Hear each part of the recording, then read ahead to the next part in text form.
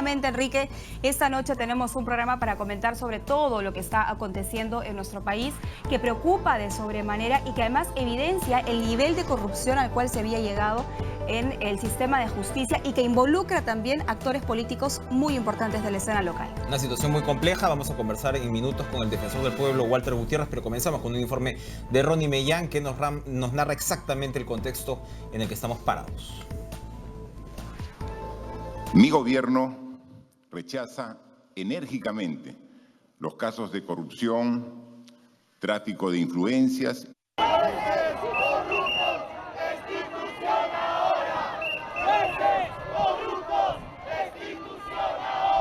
Tráfico de influencias, patrocinio ilegal y cohecho son al menos 3 delitos, según los especialistas en derecho, los que habrían cometido algunos miembros del Consejo Nacional de la Magistratura y del Poder Judicial, de acuerdo a los audios difundidos por IDL Reporteros.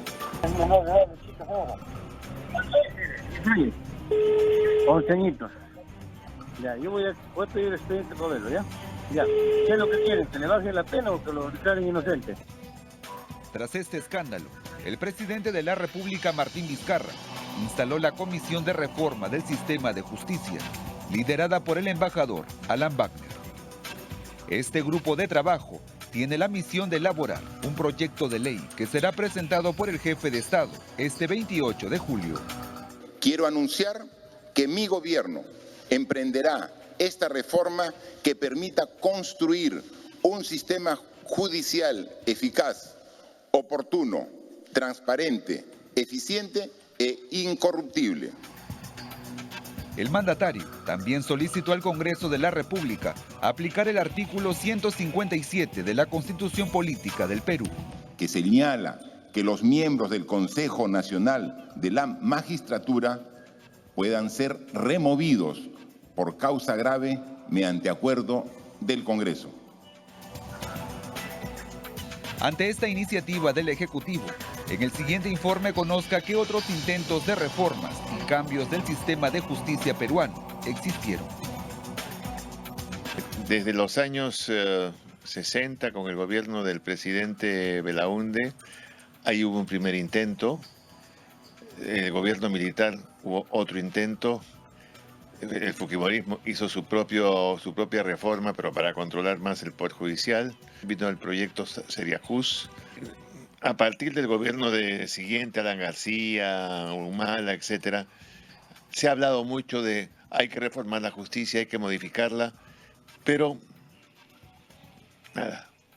Lo primero que debes saber es que el Consejo Nacional de la Magistratura es un órgano autónomo que tiene como principales funciones nombrar, ratificar y destituir a los jueces y fiscales a nivel nacional, además de los jefes de la OMPE y del RENIEC.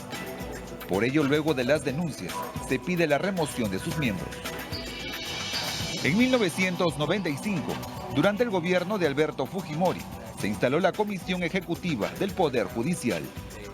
Tras un año de trabajo, se anunció la resolución de 137.000 procesos, así como la destitución, a través del CNM, de 59 magistrados y 150 auxiliares por corrupción. Marcaron a los jueces, a todos prácticamente, honestos y deshonestos, y pusieron a gente que estaba muy vinculada al control que el fujimorismo o el fujimontesinismo ejercía sobre el Poder Judicial. Hemos tenido de ese periodo personas que han sido denunciadas y sentenciadas por delitos de corrupción. Hay diversos vocales supremos y la fiscal de la Nación, Blanca Nelly Colán, es también producto de eso. Eso fue un golpe de Estado. Se quitó a muchos que eran buenos para poner al amiguismo. Eso no puede considerarse reforma, ¿no? En la gestión del expresidente Alejandro Toledo, en el 2003, el Congreso creó la Comisión Especial para la Reforma Integral de la Administración de Justicia, Seriajus. La integraron los titulares del Poder Judicial, Fiscalía, el Consejo Nacional de la Magistratura y la Defensoría. Tuvo un informe final con muchas propuestas concretas en diversos ámbitos, desde la formación de los abogados, la transparencia, la función de la Corte Suprema, el Consejo Nacional de la Magistratura, las descargas procesales, las reformas del nuevo Código Procesal Penal, cómo armar un sistema anticorrupción inmediato para procesar la corrupción fujimorista, entre otros. Entonces, un plan muy bien diseñado. Plan que demoró 6 meses elaborarlo y para implementarlo se necesitaba más de 1.346 millones de soles. Expertos señalan que no se llevó a la práctica por falta de voluntad política. Pero cuando se terminó y se entregó, ¿no?, la esperanza se desvaneció al poco tiempo. ¿Por qué razón? Porque simplemente se le dijo, no hay plata, esto cuesta mucho. Y ahí murió Celia Jus. Hay mucha gente que no le gusta tener un poder judicial autónomo y realmente independiente.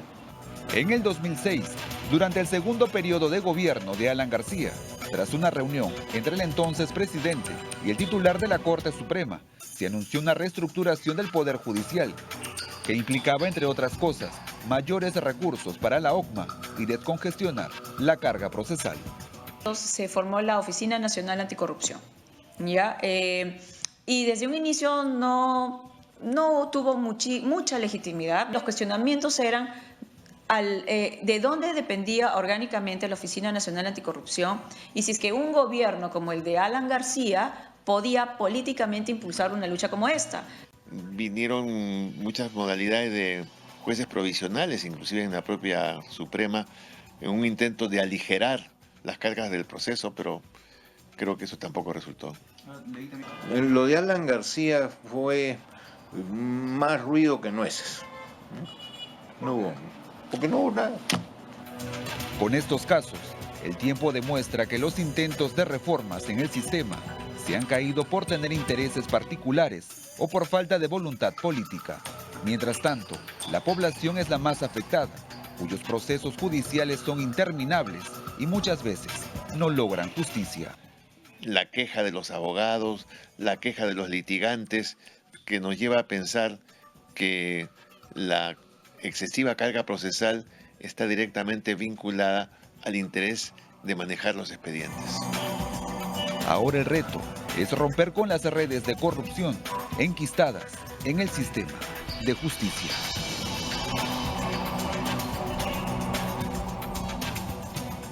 Y como les habíamos anunciado, se encuentra con nosotros el defensor del pueblo, Walter Gutiérrez, además jurista que conoce pues el teje y maneje de esta situación. ¿Cómo está? Así que, ¿cómo está? Defensor. Doctor, buenas noches, bienvenido a Mayoya. ¿La premisa es que se vayan todos? Bueno, ese es un atajo mental, un atajo que no necesariamente nos lleva a una salida, sino probablemente a un callejón sin salida. Todas las respuestas están en la Constitución. Lo que sucede es que la población, la ciudadanía se indigna y con toda razón porque ve que las autoridades y las instituciones no responden. Los hechos son graves, muy graves, pero las instituciones tienen que responder de manera inmediata. Pongo un ejemplo concreto.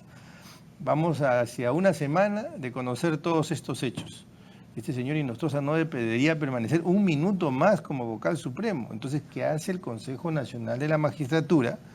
Que no lo suspende aplicando sus propias normas tranquilamente, o le inicia un proceso que tranquilamente lo podría destituir de una manera muy sumarísima.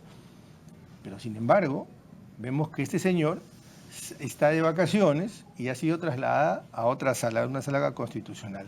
Eso es lo que indigna a la gente, y que el propio Poder Judicial le pida la renuncia en vez de demandarle o exigirle al Consejo Nacional de la Magistratura que lo suspenda o lo excluya a este señor de la magistratura. Eso es lo que indigna, y por eso es que la gente dice que se vayan todos. Ahora, el presidente del Poder Judicial ha dicho, no está en mis facultades, yo no podía hacer más, por eso se ha ido de vacaciones y por eso lo he reubicado en otra sala.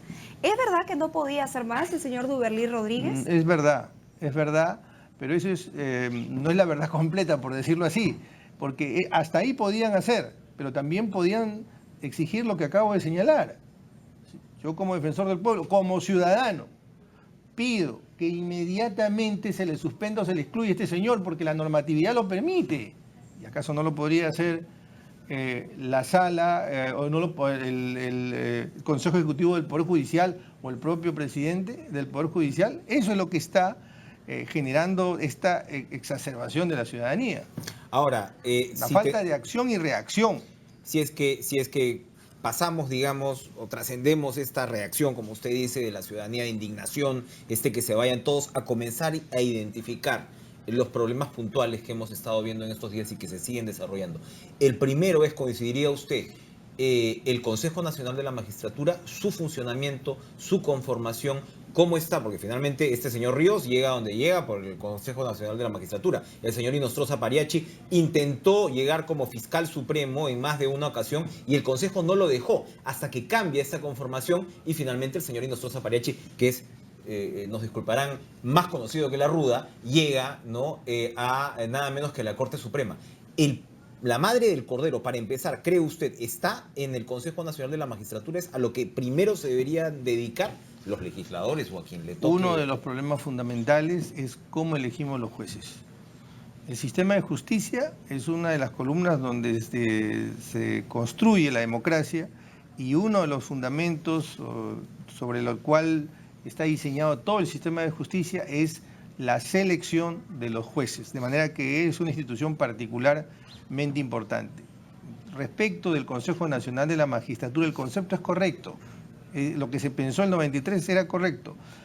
Hay que sacar de las manos del cubileteo político la designación de los jueces. Hasta ahí estamos de acuerdo. Sin embargo, el modelo, que es un modelo importado del sistema italiano, no necesariamente es el mejor. Hoy mismo está siendo cuestionado, es un modelo que ya tiene casi más de 50 años, que además, dicho sea de paso, fue remozado el 50, o sea que en realidad tiene casi 100, y que no necesariamente es un modelo que responda a, digamos, estándares modernos. Y encima en el Perú se le matizó con algunos elementos que vinieron a agravar su arquitectura, como por ejemplo la participación irrestricta de todos los miembros o profesionales del sistema universitario. Eso creo que le hizo mucho daño y encima, para coronar este rosario de equivocaciones, se flexibilizaron o se bajaron demasiado los requisitos. Un miembro del Consejo Nacional de la Magistratura debería estar en la parte final de su carrera profesional, un hombre de 65, 70 años, luego que ya ha sido profesor, abogado, juez, fiscal, y que ya difícilmente va a ser tentado por cuestiones mundanas, debería formar parte del sistema, del Consejo Nacional de la Magistratura. Pero hoy vemos que los requisitos son pues prácticamente mínimos. Es más difícil acceder a ser fiscal o juez supremo que ser miembro del Consejo Nacional de la Magistratura. ¿Por qué no son los mismos requisitos? Cuando menos. Se ha conformado esta comisión especial de alto nivel promovida por el Ejecutivo, tiene a Alan Wagner a la cabeza como presidente, y lo que se espera es que en unos cuantos días tengamos una serie de propuestas, ¿no es cierto?, para saber cómo reformar este sistema de justicia. El presidente del Poder Judicial, Duberlí Rodríguez, ha dicho, todo bien con esta comisión, pero nosotros, el Poder Judicial, también queremos presentar nuestras propuestas para reformarnos a nosotros mismos. Entonces yo me pregunto, ¿esto podemos tener expectativas, esperanza en alguna propuesta que provenga justamente de los miembros del Poder Judicial, teniendo en cuenta hoy mismo que el propio presidente de ese poder del Estado está cuestionado porque también aparece mencionado en uno de estos audios, no él, pero sí su asesor directamente, y que incluso se hace alusión a la hija del señor, o al hijo, me parece, del señor Duberlí Rodríguez, o deberían abstenerse y no presentar nada y el señor renunciar? Bueno, usted me ha hecho varias preguntas en realidad, pero a ver, para no escamotear ninguna de las preguntas. En primer lugar, conozco al doctor Duberlí Rodríguez, es una persona seria, es una persona honesta, comprometida, pero con el afecto que le tengo que decir también que en este momento el país espera una voz mucho más firme, una actuación mucho más inmediata del Poder Judicial. Eso en relación a el presidente del Poder Judicial. En relación a la pregunta que usted me dice respecto de si debemos esperar algo de los jueces en esta reforma, no debemos esperar algo, debemos esperar mucho, porque déjeme decirle que yo conozco jueces y fiscales de una gran trayectoria, de una gran honestidad, y que no es justo que se les involucre en toda esta situación que por un grupo de jueces está sucediendo. Sí, hay gente, jueces, fiscales, juristas, profesores que conocen la problemática del sistema de justicia y que tienen mucho que aportar. tenemos que convocarlos. Sí, el Poder Judicial debe participar, pero yo no creo que la reforma sea entre cuatro paredes y solo por el sistema de justicia, entre jueces y fiscales, porque el Poder Judicial, el servicio de justicia es un servicio público y al propio tiempo es un derecho que no les pertenece solo a los jueces, sino a la ciudadanía. La predictibilidad, es decir, cómo administra justicia, cómo se garantizan los bienes, cómo se respetan los contratos, cómo se respeta la integridad de los menores, es un derecho de todos los ciudadanos, no solo de los jueces. Y por eso no son solamente ellos quienes deben reformar, modernizar el Poder Judicial. Le cambio la pregunta entonces. ¿Duberly Rodríguez debe renunciar porque en este momento su permanencia como presidente del Poder Judicial hace más daño que beneficio o debe mantenerse en el cargo? Lo que yo creo es que un titular de un poder o de una institución debe asumir en toda su dimensión una crisis y liderarla, no huir, sino liderar y con respuestas inmediatas. O sea, debe quedarse. Con todo el aprecio que le tengo, esperaría de él que pida inmediatamente la salida del juez Inostroza al Consejo Nacional de la Magistratura en vez de pedir la renuncia. Así lo quiero ver al presidente. Ahora, ¿cómo saber qué juez es probo y qué juez no? Es verdad, por un grupo, no sabemos si mayoritario o minoritario, no se puede condenar al resto. Hay jueces muy buenos en este país. Pero en este momento, ¿cómo podemos hacer la diferenciación? ¿Quién nos va a decir quién está en lo correcto y quién no? Para eso, en primer lugar, hay que fortalecer todo el sistema de control del Poder Judicial y de la Fiscalía. Déjenme decirles que todo el sistema de justicia, tanto la Fiscalía como el Poder Judicial, son poderes oscuros, no son transparentes, no rinden cuentas al país. Lo que publican son anuarios de fotos o de reuniones sociales o de capacitaciones. Yo no quiero eso. Yo quiero que respecto de línea de base e indicadores muy puntuales, como ciudadano, quiero conocer cómo se administra justicia en este país, cuánto duran los juicios de alimentos, cómo se está resolviendo las agresiones sexuales, la mora, la demora, la carga procesal. Necesitamos que esta institución rinda cuentas, porque el presupuesto del Poder Judicial en el año 2006-2007 era 680 millones de soles. Hoy es 1.900 millones, casi el triple. En 12 años o en 14 años, 12 años, se ha casi triplicado. La gente está harta de los oropeles, de los doctoreos y, como usted dice, de todo este tema de reuniones sociales que quedan en evidencia. Además que es una parte muy desagradable de todas estas conversaciones. Vamos a hacer una pausa, defensor Gutiérrez, y regresamos con más. No se vaya.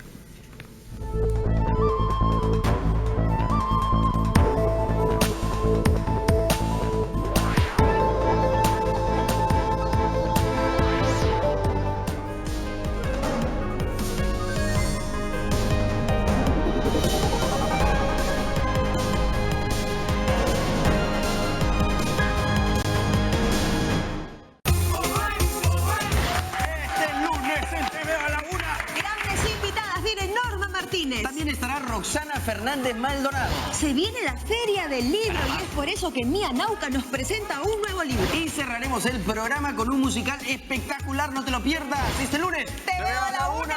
Por TV Perú, somos todos. Yo veo TV Perú en Chimbote.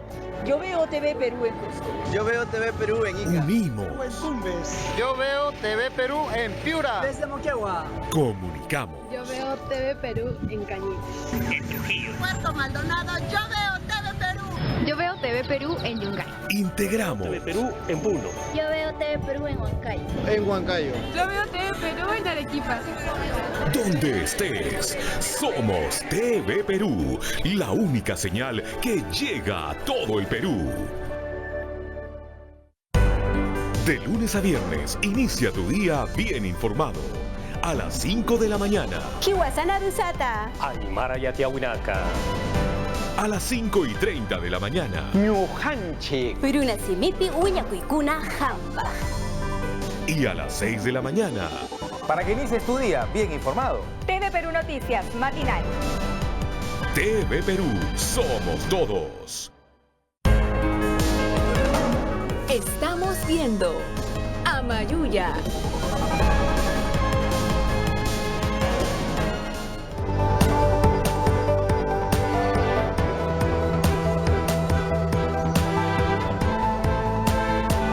Se están emitiendo audios, ¿no? Que entendemos, se señala ahí al señor Ríos con el señor Peirano, el juez Peirano, que ha quedado encargado de la Corte Superior de Justicia del Callao, negociando efectivamente pues las votaciones en esa corte. Y este señor, como repito, pues ha quedado encargado del tribunal luego de la denuncia y ahora pues captura del señor Ríos. Vamos a ir desarrollando esta información. Pero, defensor, yo le quería preguntar ¿qué opinión tiene la Defensoría sobre el tema de las universidades negocio? A veces no se ve el correcto contexto de lo que estamos viviendo. Y aquí esta perversión del sistema educativo que vivimos ya desde hace varios años tiene injerencia directa en la crisis del Poder Judicial. Tiene injerencia directa en el Consejo Nacional de la Magistratura, donde hemos visto a alguien como el consejero Noguera, que reconoce haber sido nombrado prácticamente por Telesub, la universidad del señor Luna, que a su vez trabaja con el señor Cabaza, que es mencionado en varios de estos audios como un operador de muchísimo poder en el Poder Judicial, y que además sabemos pues fue el gerente de gestión electoral de Vladimiro Montesinos en su momento. Y todo esto está ocurriendo a raíz de alguna manera estas fortunas, estos varones universitarios que además dan pues una educación bastante deficiente. Y en parte el sistema político se ha dedicado a defender esta situación. No quiero ir más atrás, pero desde la censura de Jaime Saavedra hacia adelante hemos visto todos los intentos por bloquear. Entonces aquí hay que ver la figura un poquito desde más arriba. ¿La Defensoría tiene una opinión con respecto a este tema de las universidades negocio? Sí, y en lo particular quiero recordar, Enrique, el año 2008, entre el 2008 y el 2009 yo fui decano del Colegio de Abogados de Lima. Y ustedes pueden mirarlo ahí en los medios, en los registros, presentamos una iniciativa popular. Una iniciativa popular que tenía como propósito cerrar las universidades chatarra. Ese debería ser el nombre que habría que darle. La preocupación que teníamos nosotros es que se estaba estafando a los estudiantes. Muchas de estas universidades no tenían el nivel. Nosotros hicimos todo un informe y fuimos, por ejemplo, a Lima Norte, donde había en ese momento universidades que se reducían a un pequeño stand para captar o capturar, debería decir, a jóvenes que luego les daban clases en aulas alquiladas donde luego funcionaban discotecas. Esa era la realidad, estoy hablándole ya en el año 2008 y el 2009 nosotros presentamos esta iniciativa popular con cerca de 80.000 firmas que se recogieron en distintos espacios del propio sistema de justicia. En varios de estos consejeros se ve influencia precisamente de estas universidades, no es solamente el señor Noguera, hay otros, ¿no? E incluso hemos escuchado ahora un audio que involucra al rector de la Garcilaso de la Vega, que ya sabemos que gana más que Gareca. Entonces, acá hay mucha plata y muchos intereses por detrás, ¿no? Sí, y en ese momento presentamos la iniciativa popular justamente para reformar todo el sistema de justicia, todo el sistema de enseñanza del derecho, de la enseñanza en las facultades de Derecho, porque nosotros decíamos que la forma como se estaba enseñando en estas facultades tenía un impacto directo en la administración de justicia. Le estoy diciendo hace 10 años. Eso está ahí. Bueno, esa norma no se aprobó. Esa norma no se aprobó, no obstante que fue una iniciativa popular que por ley, por la Constitución además, tenía prioridad para ser debatida y discutida, se archivó. Entonces usted me pregunta, ¿cuál es mi posición? No he cambiado, más bien me he ratificado de que parte del origen del problema son las universidades, son estas universidades que generan abogados de muy baja calidad, que no conocen el problema y que además también estos señores, que muchos de ellos, no todos, porque yo siempre digo que las generalizaciones son peligrosas. Hay siempre un grupo de personas que hace con mucha responsabilidad y profesionalismo su trabajo, pero gran parte de quienes trabajan en estas universidades lo único que han aprendido es a cubiletear y nada me hace suponer que llegado a estas instancias van a cambiar y hacer otra cosa. Escuchar al juez Inostroza o leer una sentencia del juez Inostroza sobre un caso de violación a una menor de edad donde en la sentencia él decía que absolvía al agresor porque la menor de edad prácticamente lo había inducido al error al hacerle creer que ella no tenía 13 años, sino 14 años. Él lo llamó error de tipo, se basó en este argumento y por eso el acusado quedó libre y sin ningún tipo de procesos ni antecedentes. Ustedes están pidiendo desde la Defensoría del Pueblo con urgencia que se revisen todas las sentencias del señor Inostroza respecto de denuncias de violaciones sexuales a menores de edad. Así es. Y lo estamos haciendo porque nosotros consideramos que, por un lado, la cosa juzgada, como lo ha señalado el Tribunal Constitucional, solo es cosa juzgada en la medida en que se ha respetado todos los principios constitucionales recogidos o alojados en la Constitución. Entonces, vamos a ver si en efecto ahí hay cosa juzgada constitucional. Yo sé que esto es un poco técnico, pero lo que quiero decir es que no es que eso esté necesariamente cerrado. ¿Podría reabrirse algún juicio si es que se determina que el criterio... Podría quedar nulo eso, podría quedar nulo. No fue el válido. Pero vamos a suponer, vamos a ponernos pesimistas por un instante, vamos a suponer que en efecto sea cosa juzgada. Lo que nos interesa también es saber cómo se conduce el Poder Judicial, porque no es solo el juez Inostroza, es una sala, y por lo tanto a nosotros como Defensoría nos interesa cómo equivocadamente se interprete el derecho, porque el error de tipo es una alegación que hace la defensa para exonerar de responsabilidad al imputado. Todo el mundo sabe que aquel que alega una exoneración o eximencia de responsabilidad tiene que probarlo, pero aquí no ha sido así. Aquí ha sido alegada con pruebas absolutamente lábiles y entonces se ha aplicado una suerte de principio pro-agresor. O sea, aquí se ha instalado el principio pro-agresor, porque díganme qué cosas tiene de común el caso Arlet Contreras, Juanita Mendoza, el caso de esta señorita Torres, Avi Ágreda.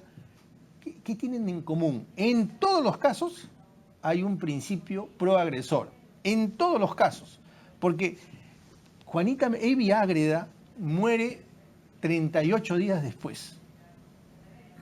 Y entonces los jueces dicen, es intento de feminicidio.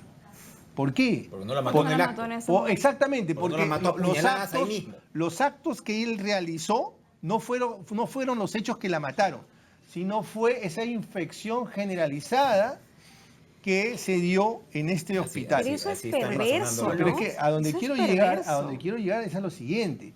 ¿Acaso Avi Ágreda, Juanita Mendoza están en esa condición por su negligencia, por su irresponsabilidad o por los actos y conductas de estos delincuentes? O sea, el derecho peruano, en homenaje a un garantismo que no tiene ningún sentido, porque de acuerdo, el garantismo, pero para el más vulnerable, pero no el garantismo para el agresor.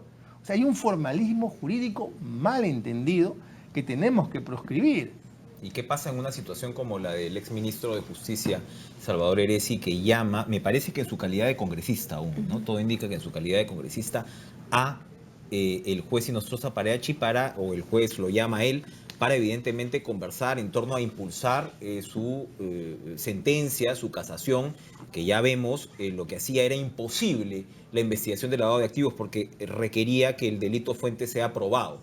Esto generó la alarma del propio Ministerio de Justicia y la Corte Suprema reacciona con un pleno casatorio inédito, entiendo yo, para enmendarle la plana a uno de sus supremos y decirle, oiga, esto no genera jurisprudencia. Y vemos a quien termina siendo. O sea, evidentemente ahí puede haber un interés de quienes lavan activos, de la mafia detrás, y vemos a quien termina siendo ministro de Justicia apoyando esa casación con este juez. ¿Qué nos dice eso? A mí me parece que la renuncia de Salvador Heresi es una reacción política oportuna. A un político le corresponde eso, reaccionar inmediato. Déjeme decirle que yo he escuchado ese audio y lo que he visto no necesariamente es un acto delictivo, sí una preocupación, y una preocupación que preocupa, desde luego, pero no he visto que él haya necesariamente señalado, nos interesa poner valladares para que, y que se pruebe primero el delito fuente para que pueda estudiarse pueda procesarse por lavado de activos. No necesariamente lo ha dicho en esos términos, de manera que con la información que yo tengo no me atrevería a decir... Pero ya se sabía la naturaleza de la sentencia de Inostroza Pariache, ya estaba ahí. Es que yo no estoy diciendo eso. Lo que yo estoy... A ver, además este es un tema largamente debatido, el tema de si es que tendría o no que haber un delito fuente o no. Eso es un tema también que está en las sentencias, en la doctrina. ¿Cuál es mi posición? Yo le digo cuál es mi posición. Yo no creo que tenga que probarse el delito fuente. Si lo digo sin ningún... si no, este sería el delito imposible. ¿No es verdad? Pero en el texto y contexto no necesariamente, digamos, las afirmaciones son así categóricas para poder concluir de que lo que se quería era eso. A mí por lo menos no me queda claro en ese sentido. Bien, doctor, muchas gracias por estar esta noche Encantado. con nosotros conversando en Amayuya. Hay que recordar además cómo surge todo esto, ¿no es cierto?, en el marco de una investigación por crimen organizado a una banda delincuencial del Callao liderada por el peligroso procesado, preso, conocido como Caracol. Es así que se llega, ¿no es cierto?, a las altas autoridades judiciales del primer puerto, empezando por ahí, el presidente de la Corte Suprema del Callao, Walter Ríos, que ha sido detenido el día de hoy.